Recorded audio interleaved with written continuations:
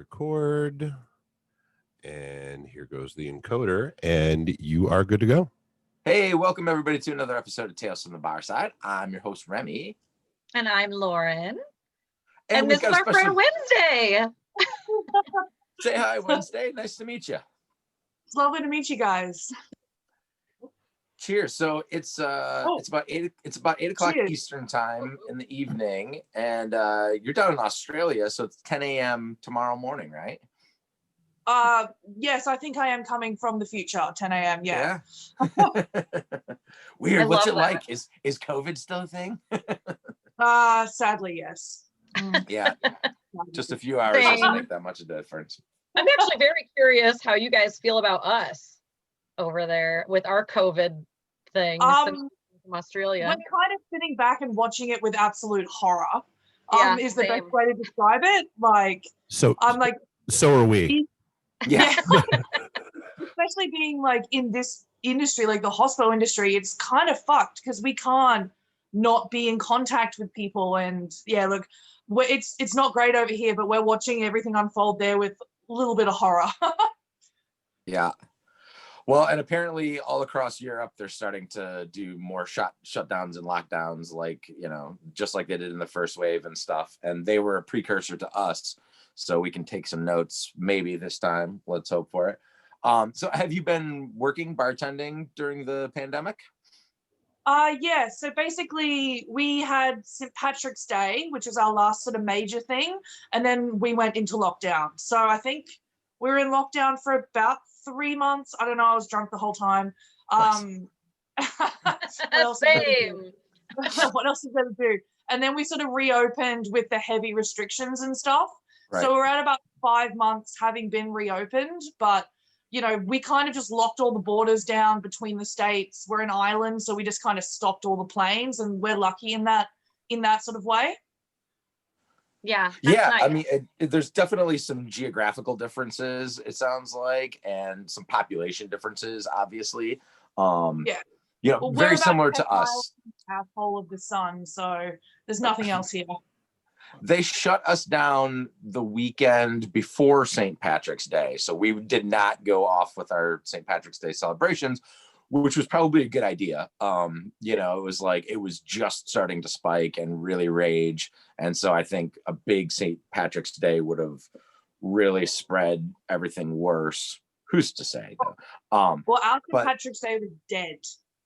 Absolutely dead. So I worked like a 12-hour shift, and it was nothing compared to the years beforehand. So obviously people knew, what was coming, and there was hardly anyone around comparatively to other years. See, they had to shut us down because if they would have allowed us to be open, we would have been packed. It would have been like wall-to-wall people. Yeah, they would not. That's the thing, is that there were places that were open the weekend before, and they were like, if you guys keep going out, then we're gonna have to shut it down. And then they did. It was packed. Yep. Not on St. Patrick's Day, but in Detroit we do, like, St. Patrick's Day is like the Sunday before St. Patrick's Day. They do the parade, and that's like when everyone goes downtown and gets fucking shit-faced. So it's just like, they were busy before St. Patrick's Day, and then we missed out on real St. Patrick's Day. But again, go ahead. We do have parade on Saturdays, so that way at least we have like a day to cure our hangover before going back to work. Yeah, that's the smart way to do it. Why aren't we doing that? I don't know. We should adopt some policies from Australia. It sounds like you guys have your shit together down there. For real. But we're pretty much the same thing. We were shut down for like 3 or 4 months fully, and then the bar started slowly opening back up with lots of restrictions and things like that. I think we went a little longer than 3 months. It was more like 5 or 6.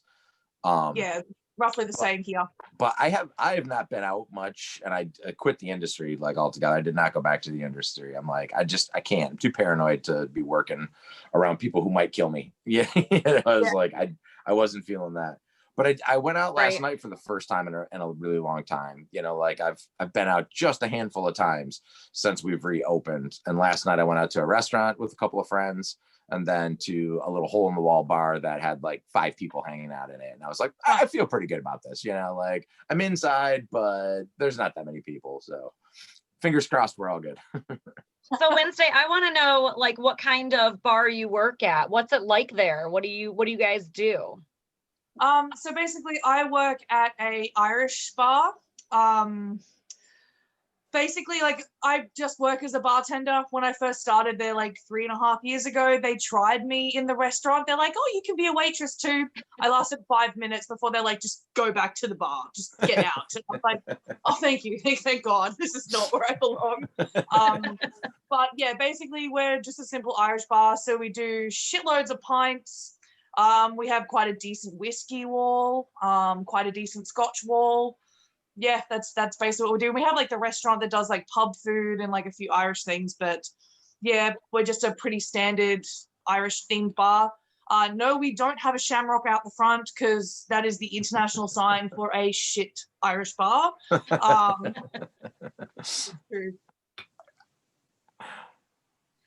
amazing. I mean, I love those types of bars though. I'm curious to like see what the differences are like between here and there and like an Irish bar. Right, an Irish bar in Australia compared to one. We have like the Americanized Irish bar, and you guys have obviously probably way more authentic, even though it's you know what I mean? I feel like the decor is like kind of the same worldwide for an Irish bar, like various tones of like green. The walls are going to either be like yellow or like blue with like the green framing, like fake wood floors. I feel like it's the universal shamrocks and everything's green. Yeah, basically. with a splash of orange and white in there every once in a while too, some orange and white scarves and orange and white flags and things. Excellent. Do you guys do any live music at your pub? We used to. So we used to do like basically a Saturday night is like our pub's cover, like rock cover sort of band. And then Tuesday, Thursdays, Fridays, and Sundays we would have like a trad group, like traditional Irish instruments trad group come in, and they would do just little live sets. The Sundays were especially popular because they just kind of sat down at a table and you could have 5 instruments, like people playing, or I think at most we had like 30 people just rock up and play their instruments in this sort of like free form, like casual little session. So that's what we used to do pre-COVID. Technically, we can go back to live music now, but we would have to enforce everyone to sit down and not dance. And geniuses don't come to my fucking bar, and I'm not policing that. So yeah. But we used to have a fair amount of live music. I'm sure also working in an Irish bar, you've seen a lot of people get like blackout drunk and kicked out. Like a casual Tuesday. Like that's any bar anywhere really. I think the only sort of difference between us and other bars is that for whatever reason, customers need to tell you what percentage Irish they are and why that should get them. Oh my God. So like my great uncle's like brother-in-law was like Irish, so I should get half price Guinness. And we're like, no, can't. Oh God, that's absolutely funny. Hilarious. I'd be like, I'm 0% Irish. I'm fucking Scottish. So oh, that's the really funny thing. We're run by like our venue manager's Scottish. So it's exceedingly funny when they're like, I want to see the manager. He'll be Irish, he'll back me. Big Scottish dudes come up like, what do you want? Why? What? No. Like, no. You'd pay double price now. Yeah. Oh, that's my new thing now because we're in the city, and I assume this is the same in the States, like a little like out of town like bar is obviously going to be cheaper than a city bar. So when people come in and they're like, oh, this is the price for a pint, and I'm like, oh, I'm sorry, I didn't know who you were, why didn't you tell me? And then I add $5 and I'm like, it will be this price now. Right. Yeah, exactly. You got to give them some stick. And the kind of people that come into a place and complain about the prices, it's like, nobody's forcing you to stay here. There's no, you're not locked in. Like you're free to leave and go somewhere else where the prices are better. You're like paying our prices because that's what we make. Down the road, there's like a bar that has sticky floors and they don't serve glass. They serve it in plastic. You're more than welcome to go there. Exactly. Like, yep. And it's not an airport. You don't have to announce your departure. We don't care. Just leave. They feel the need to though, like, Jesus, some stories. Oh, go off. Tell us all the stories. That's the whole point. Well, like basically, so this would have been about 2 months ago. So we were still in kind of heavy lockdown, and a dude was initially angry about having to do the contact tracing sign in, which we're used to those fuckwits now. Came in, tried to order a pint, and we're like, sorry, we're not taking cash at the moment. I know, having been part of a few American bartending groups, this is a very contentious thing because you guys are a tipping cash society, but you know, over here it's not too big of an issue. So basically said, sorry, we're not taking cash. And his power move to show how much he didn't give a fuck about me was to take his $20 bill and lick it while looking me dead in the eyes. And I'm like, oh, that's how you get COVID, son. You need to get the fuck Hey, guy. That's fucking weird. Disinfectant. Just get out. Like, at least COVID, you could get all kinds of stuff from licking money. Ugh. Like I'm still not gonna take your 20, and you just licked a fucking $20 bill. Right? Ugh. It's almost as disgusting as the boob sweat bill. Oh my god! Oh, I hate that. Right? Oh, the dreaded boob sweat bill. Oh my god! The worst. Like, I feel like it's worse for you guys because your money's paper. Like ours is plastic. You can just kind of like just dip it in and dry it off, but like it's paper that seeps into the fibers. Yeah. Okay, but hold on. But wait a minute. If it's plastic, then that's got to be like producing even way more sweat that it's like just kind of become like. Which is why I don't take it. Like dripping as you pull it out. Yep, and that's why I don't take them. Like no, literally, it's yeah. There's no winning in this situation. Just buy a clutch. Right, I can't believe it that they would just like pull it. That's funny though. That's smart that you would just like dip it in some water or something and wash it off. Dip it in water and kind of dry it off, and then just gently put it in the till and be like, I hope I don't touch that next. That was always my least favorite part of working at a big nightclub because we had 2 floors and like 15, 16 bartenders. So a good like 7 or 8 tip jars. And we would dump these buckets out at the end of the night and have to sort the money. And it's just all filthy and wet and still warm and like I hate touching money. Still warm. I would get rubber gloves and like a little bit of water and do it like that, or at the very least, like as soon as I'm done counting up money, just go wash my hands furiously for about a minute and a half. I hate touching money. It's the worst. So gross. No, thank you. I like spending it. I don't like touching it though. Look, I am a fan. I am definitely a fan of spending money. Yeah. But no, I just assume everybody pay with a card. That's, like, here, swipe it, leave me the tip, and we'll get paid. There's actually something that I've talked with Americans when they come over here, because you guys don't use PayWave. So like where you literally just tap your card against the machine and it does the automatic thing. No, and I'm like, some places. I'm like, this is right up your alley, convenience. Yeah. It really is. I would like it much better because as if I'm taking somebody's money, I don't want to have to touch their card and swipe it and run the thing. Like here. No, we have to like put ours, like it has the chip reader. So you have to like slide it into the thing and then like put in your debit card that was us like 6 years ago. That was us like 6 years ago. Now we got the PayWave. You don't even have to touch the cards in the machine. You just kind of like hover it above and then it's all good. I think it's the same thing with like Google Pay and like yeah, but not Apple. A lot of places here even do the Google Pay thing or like, you know what I mean? Like not, for some reason we just never like switched over to that. But also with the cards, it's like if you don't have a chip reader, anybody can basically contest anything that they spent. And if you don't have an EMV reader at your in your bar, then they automatically win and you have to pay them back the money.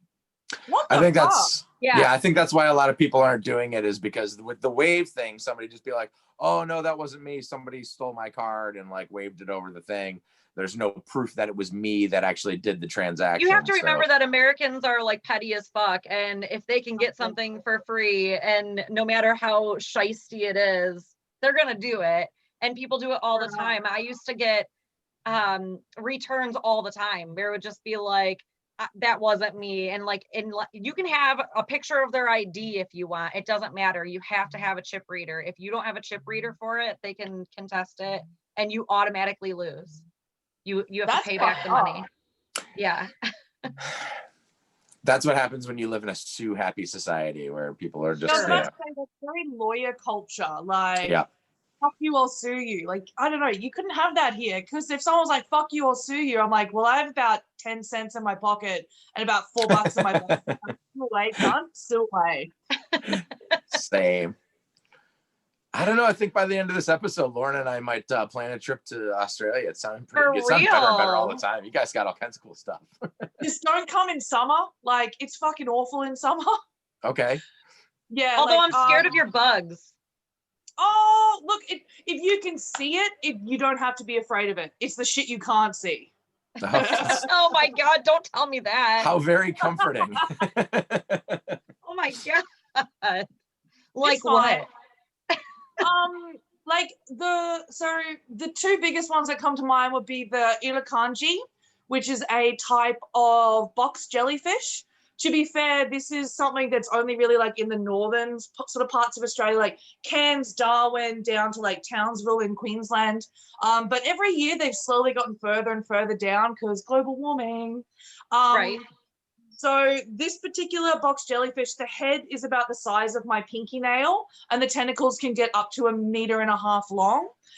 It's designed, its poison to instantly kill tiny fish and tiny animals. Unfortunately for us, it doesn't do that instantly. There is no antidote. Morphine and other pain medications will not work. It has been described as the most painful thing that people have experienced. Wow. Your symptoms range from high blood pressure, heart palpitations, fever, shivers, massive muscle spasms, and intense pain within those muscles. It can last anywhere from 24 to 48 hours, and all hospitals can do is basically keep you alive so your heart doesn't explode. Oh my God. All right, Hawaii is sounding better and better all the time. Do they have those in Hawaii? But like literally it's really far up north, and the moment they start to sort of see that these things are in the water, they shut the beaches down and stuff. But it's just one of those weird animals that never got like known outside of Australia, maybe because they didn't think it was real or too fucked up. But yeah, there's some really good documentaries online about irukandji. You have to look that up. I wonder if it's got any. I wonder if it's got any natural predators that could come in and like eat them all up and make them go away. Like it's a box jellyfish, so I want to say turtles. Yeah. Because turtles absolutely fucking love eating jellyfish. Turtles. Yeah, so I feel like up north you've got like the loggerhead turtles, which actually have quite a thick shell, so maybe it's these guys that eat them, but they're so tiny, like literally they're like this big in the water and they're semi see-through. Like, how do you see that? Yeah, kind of hard to see them. You're not going to catch them with a net. Cool and cute, but also like hell no, that scares the shit out. No. So that's the water, and the only other thing on land that I would worry about, like redbacks and funnel webs are fine. We have like anti-venom for them. Like it's gonna suck dicks, but we've got anti-venom. You'll be fine. Literally on land, probably like the paralysis ticks. They suck. So it's coming into paralysis tick season now that it's getting warmer. And basically you got to check your pets constantly if they're outside pets, because this tiny little tick will just kill them within a couple of days. And then when it gets when it gets on us, we get really sick as well. I think it's the same tick that, actually I don't want to spout weird things that I've just been reading on Wikipedia. I think it's the same tick related to that weird virus that humans get that makes them allergic to meat. It's something to do with ticks. Oh. Anyway, yeah. But either way, so paralysis tick season's coming up. Fuck yes. I suppose like every place has their stuff, and you just get used to it. You know, you're born and raised there. Well, you guys have motherfucking bears. Like we do. I mean, I've never seen one in real life. Bears do not sound nearly as scary as that fucking jellyfish. Oh my God. Yeah, you can see a bear. Like you can see a bear from far away. You can hear a bear from far away, and we have mace. Okay. But the problem is they're so fucking cute, and I know they'd rip me apart, but I just want to touch the murder mittens. Yeah. Believe me, I want to touch them too. They are super cute. Just like lions. Like I'm like, I would totally jump into into like one of those little zoo things. Into the lion. The lion cage. I feel like we've like devolved to like an Animal Planet like episode here. It's all right. It happens sometimes. Oh, We can yeah, talk about it's good. everything. We go wherever the conversation takes us. We're not on any there's no schedule. Oh my gosh. So that being said, you worked at the Irish bar for a little while. Any experience at other different kinds of bars? Well, I guess like my history is working in hospo. So when I was like 18, 19, I started getting involved with local clubs here in Brisbane, just working like door staff, doing a few other things, like promotions, that sort of thing. And then I moved overseas and I moved to Tokyo and started working in bars there. And then coming back to Australia, I kind of got like experience like from there and started working in bars in Australia. So it's, I think I've only been a bartender about 6 years or something like that, technically. That's a solid amount of time. Yeah, you definitely got your chops. But that's hear more interesting. About this Tokyo. Yeah, that's really interesting. You bartended in Tokyo. It was amazing. I imagine yourselves and maybe some of the people watching might know where I used to work. So I worked at Kawaii Monster Cafe in Harajuku in Tokyo, which is a like a kawaii themed like restaurant.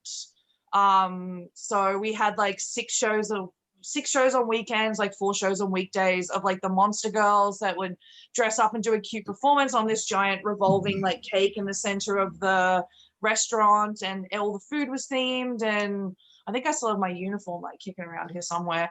But yeah, so I spent like sort of the first like sort of a year and a half just working there, dressed in pink, making cute cocktails. So that was my. I love that. That sounds fun. It sounds like somewhere I would want to work place. at. Yeah. It was super fun. All my coworkers were lovely, but after like, because we had to dance with the show. So like during the like monster performance where the girls are up on the cake and they'll grab like an audience member to jump up and do a dance, and that's when we as staff would run around and surround the cake and have to like do the dance with them. Yeah. So okay, I am like a huge Sailor Moon fan, so that sounds like it would be something I'm totally down for. I'm like the pastel goth, like I love pink. You would love this place then. You would love this place. Yes. That sounds fantastic, except for the participation stuff, because I worked at a Hard Rock Cafe, and that was definitely like server participation. You'd have to do goofy little YMCA dances every once in a while and jump up, and sometimes you're just not in the mood for it. You know, it's like, yeah. and they're like, that's not acceptable. You have to be in the mood for it every time. Like as a Hard Rock, you have to be like super happy and like, let's go. Okay. Yeah. I'm like, I've never really liked the YMCA song. Like, I just don't, you know, I don't want to do the dance. I don't think it's cool. Like, it's not oh my really God, rocking. There's a dog. Yeah, sorry. He's really needy. No need to apologize. Such a needy boy. Yeah, I get that feels, because you know it's initially fun. You're like, oh cool, we do this thing, and then you get about 6 months into it, and you're like, oh God, yeah, please I don't want to. Like, and I think I hear a smoke break calling my name. Yeah. We had like birthdays because we all were given like musical instruments. I had to like rush them and like sing happy birthday to Japanese. Yeah. Yeah, it's, you know, and you can make it fun for a while, but like to do it over and over and over again, like year after year, is tough. You know, it grinds on your soul. You're like, this is cheesy and fake, and I'd rather be authentic. I'd rather come up with something original and not do the same thing over and over and over again. You know, that's what I always hated about it. That's just me. Like, I worked at like a nightclub where I guess it's kind of different because there was like themes every night. Yeah. So, you know, like we would do like gay night and we would have goth night and we would have, you know, like regular nights or whatever, but we would also do like themed stuff. So it was like heroes versus villains, and you had to participate with that, and you know, like all that stuff. So it's a little bit different, but I loved it. I loved doing that stuff. I love participating and like being creative and like dressing up for stuff. But that's kind of the point though, is like if it's creative and fun and you do something different, Right. What I hated was like the corporate monotony of it that drove me nuts. But it's the same thing. You get stuck in Groundhog Day. You're like, all right. Yeah. Sure. Like, if it was always the same, I'd be like, time to do the dance. You know, you're like, awesome. It was a great experience though, and I was incredibly lucky as there was myself and one other staff member who were non-Japanese. So it was an amazing experience. I was super lucky to get that job. Yeah, that sounds fantastic. That would be a trip. And how long were you there for? A little over a year. Okay, so that's awesome. I worked for a little while at like a few other sort of restaurants and stuff. And then I saw that job opening and I was like, I will murder every remaining baby Jedi with my fucking Jedi sword to get this fucking job, and managed to surprisingly nail it. And then, yeah, that was a year and a bit of blurred craziness and weird events and far too many kosh up like that. But like, at least they let me sort of look different, which for Japan is a big thing. Like piercings, brightly colored hair. They were like, fuck yeah, this is our theme. So yeah. It was very different to anywhere else I'd worked. Nice. That sounds amazing. I love that. I want to work there. I'm gonna look it up, and we're gonna have to do like a trip around the world with Lauren and Remy, Tales from the Otherworldly Side. I think that's a fantastic idea. Let me just work on getting my passport before COVID. You know, I can do it now while COVID's keeping us here anyways, because even if we had passports, we couldn't go anywhere. Nope. Yeah, same. Okay, but as soon as everything happens, we need to go visit Wednesday. I think that's a solid plan. Australia. Yeah. And then we're gonna like take all of our sponsor money that somehow we'll get. And we're gonna take Wednesday with her. We're gonna pack all three of us up. Pack all three of us up and go to Tokyo. Maybe if we reach out to some sponsors once in a while. Hey, White Claw, totally let me sponsor some shit. Hello? Exactly. All right. Well, what are you drinking tonight, Lauren? What do you got there? What are you sipping on? What am I always sipping on, Remy? I'm drinking fucking red wine. I know you're drinking red wine. That's apparent and obvious. This particular one, this is actually the one that I'm drinking boxed wine because that's how classy I am. Atta girl. I'm drinking Nighthawk Black. We invented them.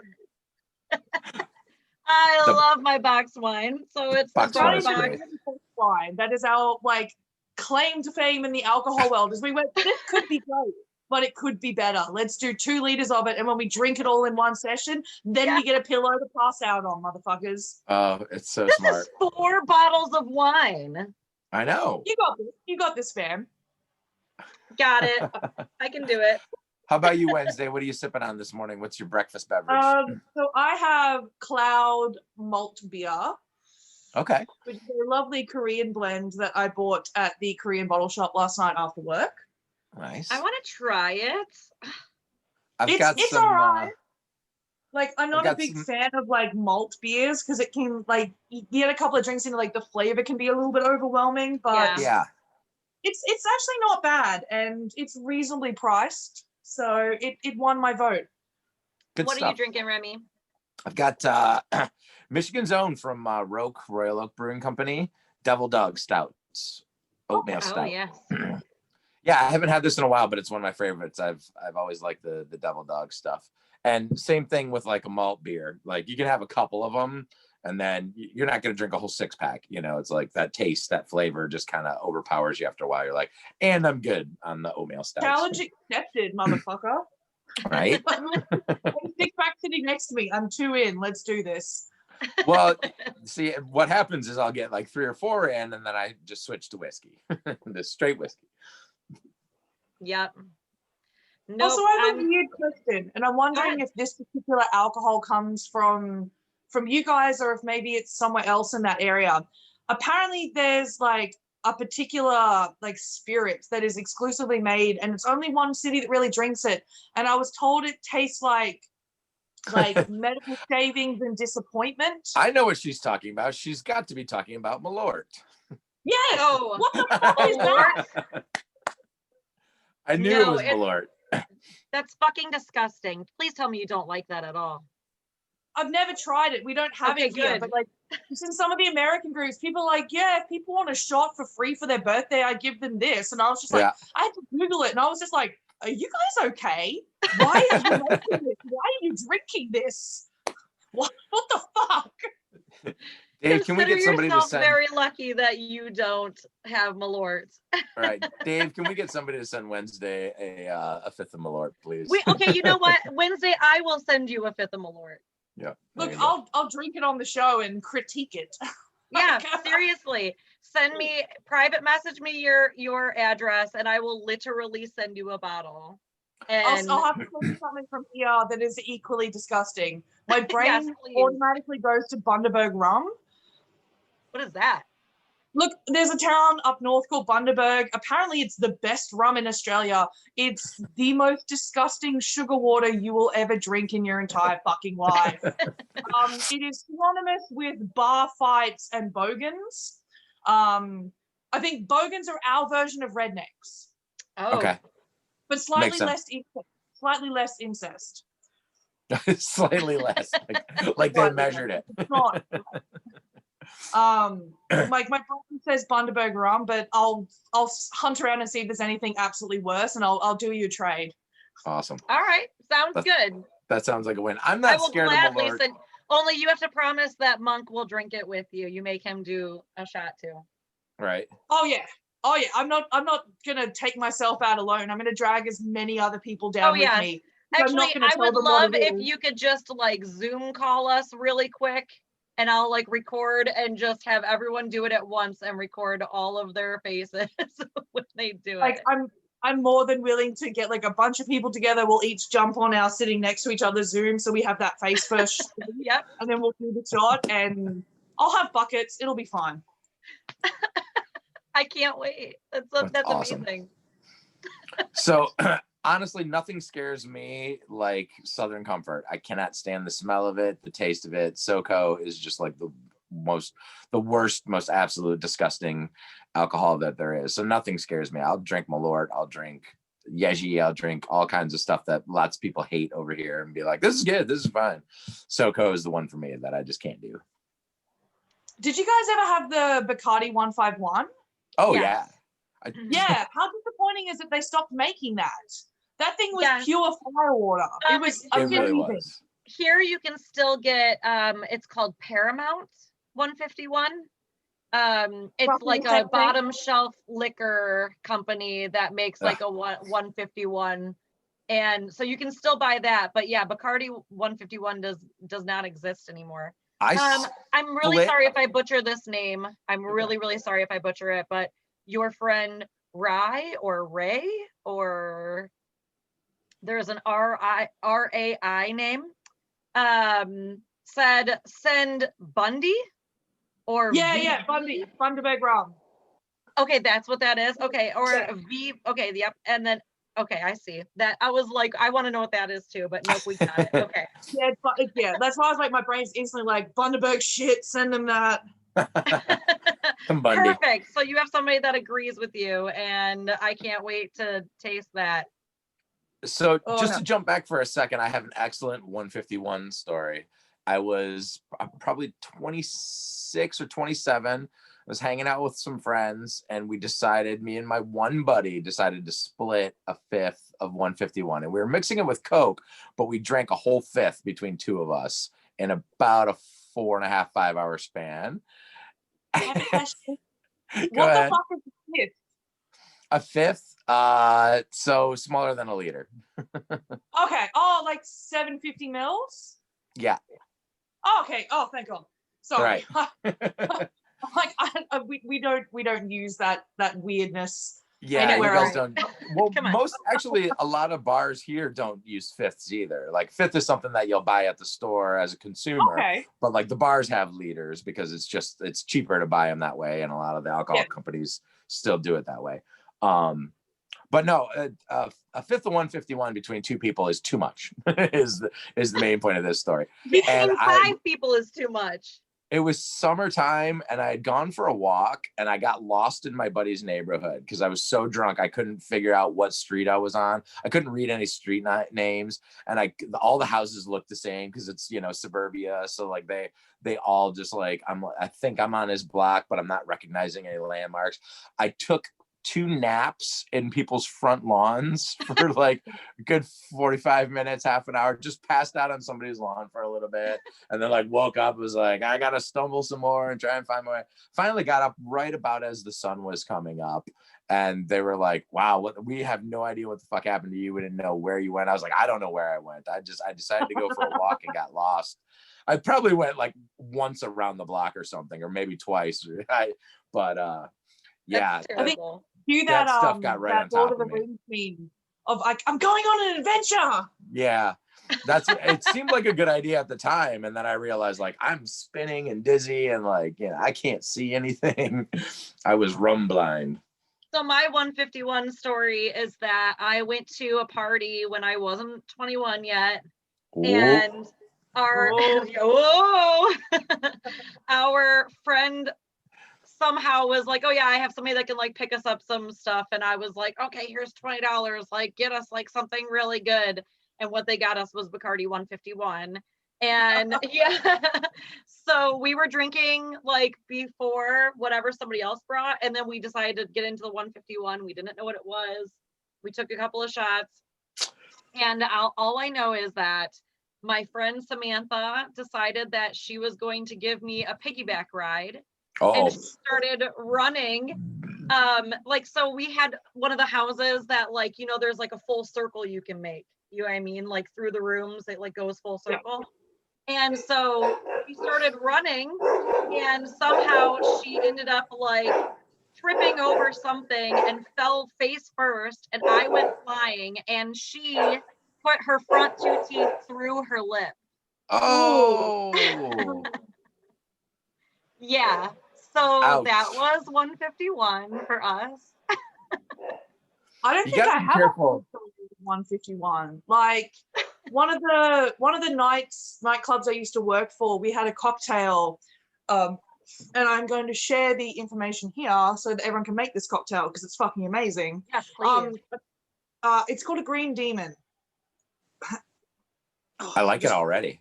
A second there.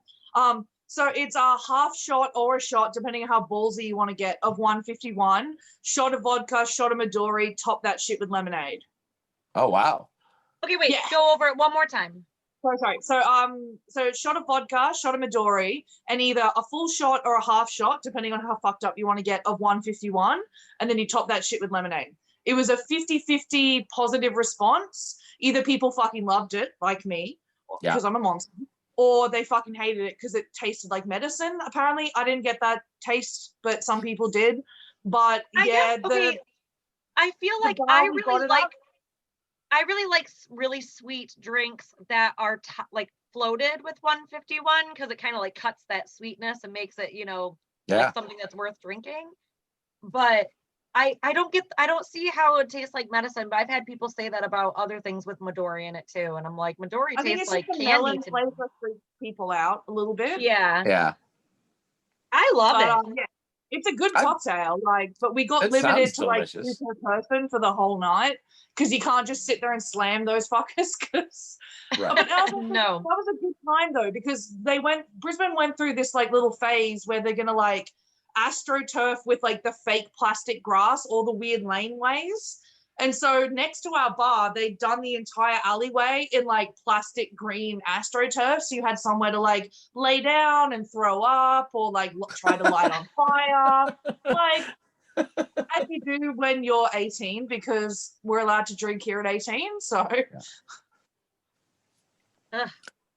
yeah, that makes sense. I've seen how people who just turned 21 act when they go out to the club for the first time and drink. I can imagine how much worse it is if you do it 3 years earlier. You know, it's like, that makes sense. I know. In Australia, we have kind of a fucked drinking culture. And I'm going to get a little political here if I haven't before. Right on. Like most people here in Australia, well, my generation wise, we basically started drinking when we were about 15 or so. And like pretty standard every weekend, you go out, you get fucked up with your friends. The younger generation, they're actually quite sober compared to us, which is fine. They're doing them. But yeah, it was never like 18. I've never had experience with drinking. We're hitting the clubs. It was like 18. Fuck yeah, I don't have to get a friend to buy me alcohol. Right. Well, same here. There's the same there. There's plenty of teenage keg parties that have gone on throughout the years here, and I'm like, we're no exception. I did the same thing when I was 15 and stuff like that. There just seems I would agree that the kids are a little bit more. Sorry, my dog is driving me nuts. in and out, and in and out, and in and out. Never apologize for doggos. She keeps on scratching at the door. Like, so. You know, there's some people that can hold their alcohol and some people who can't. There's some people that act like they've never been out before and some people who are totally cool with it. You know, it's not just an age thing. It always depends on the individual person. Like, yeah. I think. Yeah. I mean, I feel like a lot of the kids now are like sober, more sober than I was at least. Yeah.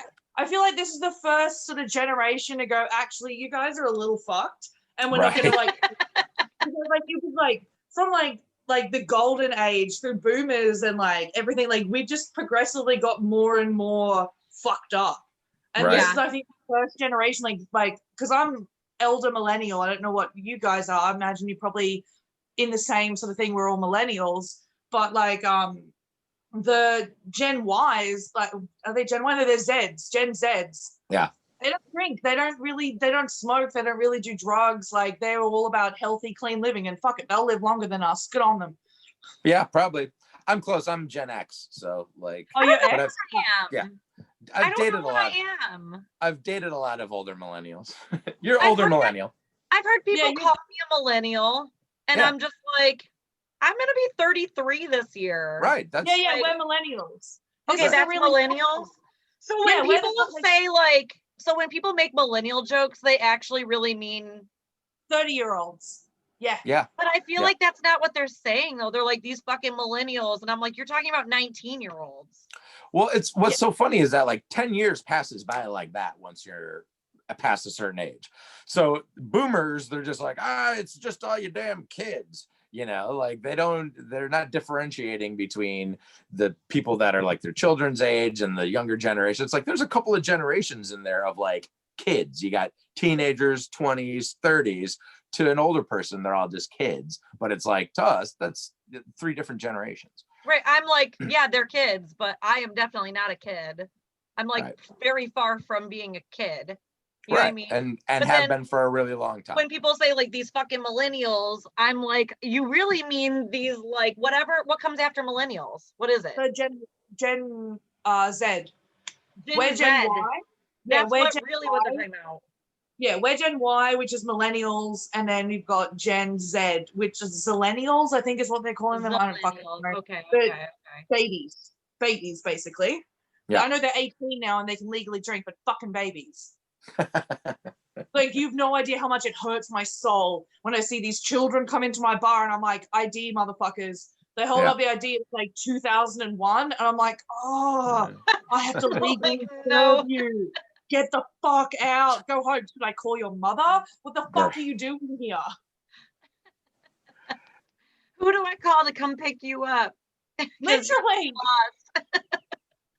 It's insane because like I've been twice the legal drinking age for a couple of years now. So like carding people that I'm twice their age, you know, I'm like, all right. Yep. Well, what's the legal drinking age in Australia? 18. Yeah. Oh, see, that's smart too.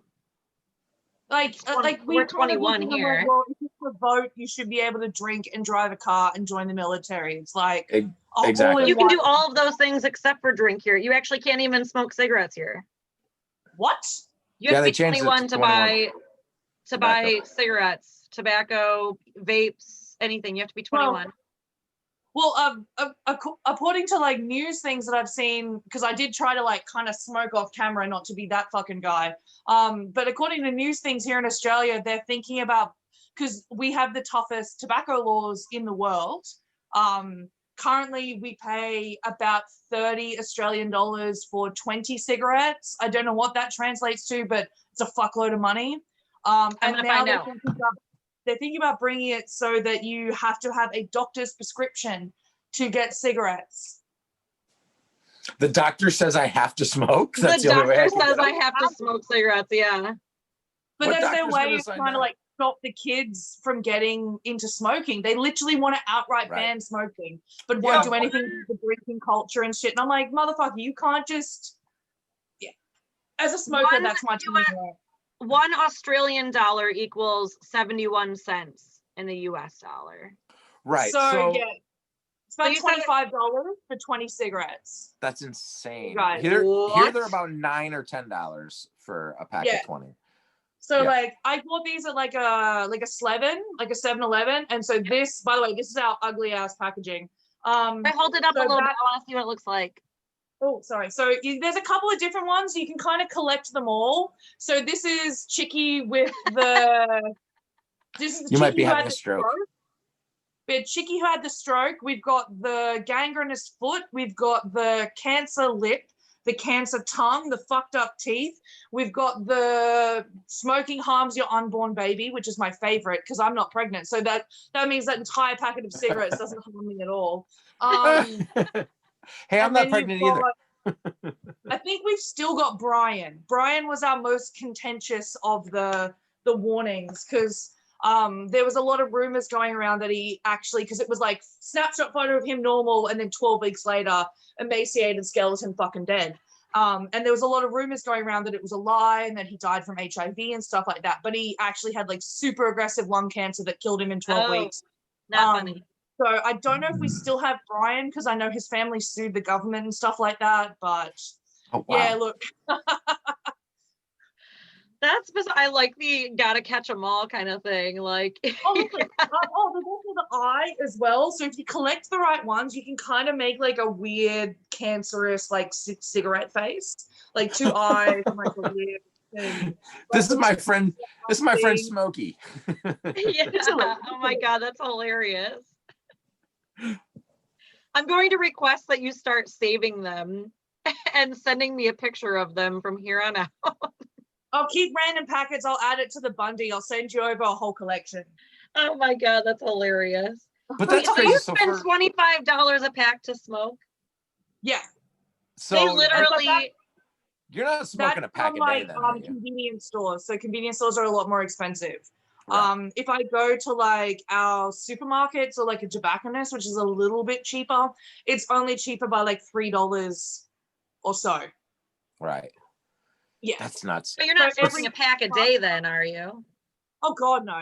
I can like generally I'll go through about 2 to 5 cigarettes a day. Yeah. Well, that's It depends great how then. stressful the workplace is, really. Like if there's fucking if someone left the door open at the cunt farm and they've all come into my work, I will literally just be like, fucking just smoking. So it just really depends. Oh my God, you are so funny. I love you and I want you back like all the time. So I found something, I thought I might have left it at work, and I kind of thought that maybe this would be something that's particularly hilarious because I am the master of inappropriate sayings, and we actually have a book at my work that I carry around where I write down horribly inappropriate things that if HR ever got hold of this book, I would be in a lot of trouble. I love this. Oh, that's brilliant. So I thought I would, like, if you were interested, I thought I would share just a couple of the god-awful things that Yes. So I will give context to some of them. For the first one, for example, so my manager was running through a new staff member. This was about 1.5 years ago. I didn't know this, like they were being shown the bar and stuff, and I'd just been dealing with fuckwits all night. And I've come around the corner to the dishwash area to say something to her because I knew she was there, didn't know the new staff member was.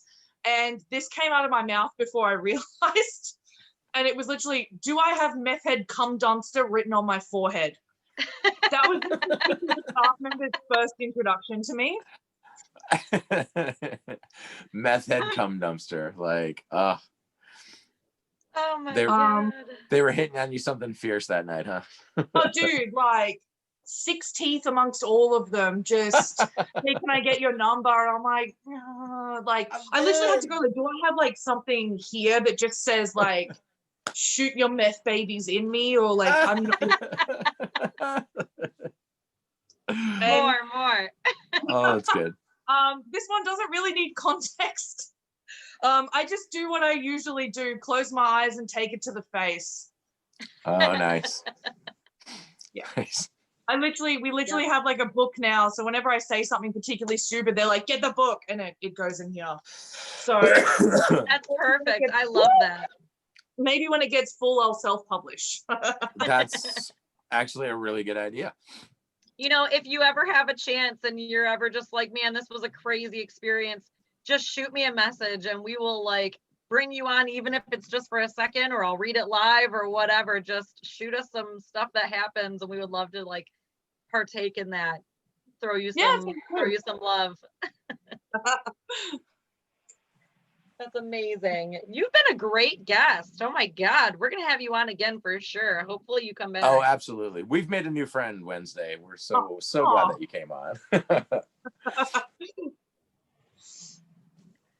So where can people find you? You don't have to say where you work if you don't want people to know where you work, but if you have like an Instagram or something that you want to plug, go ahead. I'm here on Facebook, so you can find me on Facebook at Wednesday Diaveric. If you can spell it correctly and find me, then you deserve to be there. I'm not going to explicitly say where I work because that's fine. I'm so far from Employee of the Year, I can't really promote it. Maybe like 4 weeks ago, my venue manager was in and we were just joking around about stuff. And I was like, excuse me, like, when will I be given my Employee of the Year award? And my venue manager was just like, like laughing in your face. Excuse me, I work hard. No. Amazing.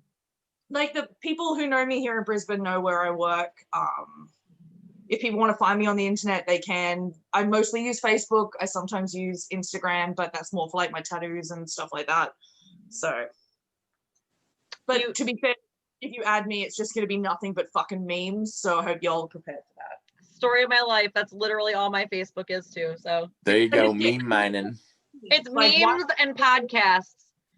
Memes and podcasts. That's it. Memes and podcasts. I have 2 podcasts, and so like there's this one and I have another one, and like it's just like either live of the podcast or it's just me like posting some fucked up shit that I just want people to comment on or whatever. Like I never have anything personal. I couldn't tell you the last time I posted a picture of myself. Like, you know what I mean? Like I just don't even.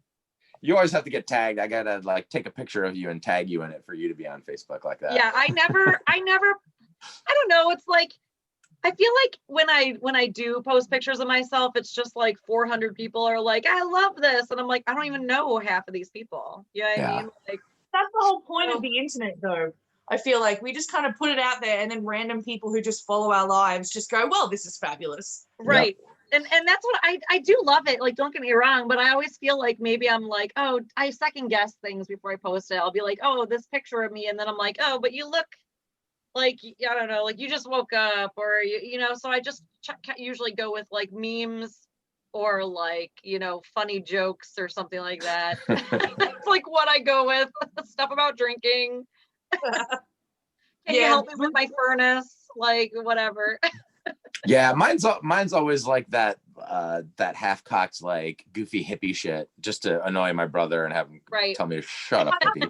You know, like I love everybody, man. Can't we all just like have a group hug and get along? It's like shut up, hippie. I'll just get grandfather. Can't we solve this without resorting to violence?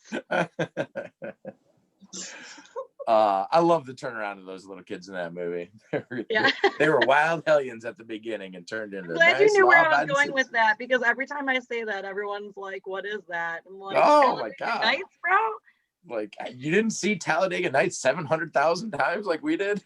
Yeah, no, it's not even. Is that the movie about the race cars and stuff like that? Yeah, the Will Ferrell and the stock cars. I want to see what you guys watch in Australia.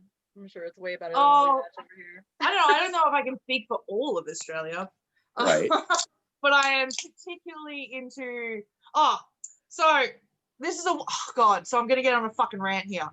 Okay, well you only have a few minutes, so be wary of the timing. Quickly. have you guys seen the trailer for Fat Man? No. So it's this new Christmas movie coming out. It is so. Wait, yes, I have. I know what you're talking about. Yes, I have. Yes, I have. Yes, I have. Had that fucking racist cunt be Santa, and I'm like, how many? Like, there are so many beardy, angry white men in Hollywood, and they pick him. But I mean, he's against Jews, so playing Santa is kind of on fucking brand for him. But still, Mel Gibson, fuck him. I still maintain that like Nick Offerman could have done a much better job, but the movie is amazing, and I recommend that everyone illegally download it to send a message. But it's basically Santa's an angry old man who's not in love with the kids anymore and not doing his job. So some kid gets a fucking coal and then hires a hitman to kill Santa, and it's so fucking ridiculous and so perfect. Trash. I did see that, and I was like, I actually kind of want to watch. Well, I'm gonna have to check out the trailer. Download it. Don't give any money to those motherfuckers. Illegally download it. I seed everything. Yeah. Feed the shit out of that. Give it to your friends. Like, it's going to be a good movie. It just so happens to contain that cunt. It's just like how I'll never give money to Harry Potter. So, yeah, basically. You know, like I can love it from a distance, and I can pirate it all I want, but I'm not gonna give any money to J.K. Rowling or whatever the fuck her name is. Yeah, no, fuck her.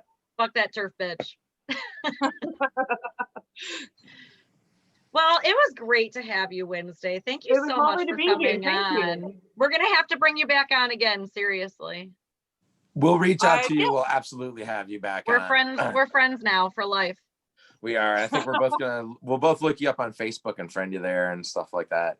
Yeah, find me there. We'll do an episode where we just do nothing but shots of that god awful whatever the fuck. Yes, once we have the exchange down pat, then we'll just do an episode where we just drink those god awful things that you guys can enjoy. Bundaberg rum. Enjoy is a strong word. And I'll drink the metal shavings and disappointment shots. That's literally how it's been described to me. I don't know why the fuck. But yeah. I do love the internet for that, for people's clever ways to describe things, and just like, it's like this, it's like that. There's some funny people out there. Yeah, this has been a riot. You're an absolute blast and a doll, and thank you so much for coming on. We appreciate you, and we love you so much. To all of our friends out there in podcast land, Lauren, tell them where they can send us messages and bottles of Malort and whatever else they want. Don't mind if I do. If you have a story about your time working and hanging out at, just being part of the service industry, and it's funny or cool or whatever the fuck, send it to us at barsidetales@gmail.com. We'll read it out loud on the air. Sweet. Oh, totally. I've been waiting. I've been itching for that, for somebody to send in a story. Like, I'll give them character voices. Send me a goddamn story. Like, I'm at the point literally where I'm begging. So send me a fucking story, please. We're begging. With that, we'll see you guys all next week. Bye, everybody. Bye.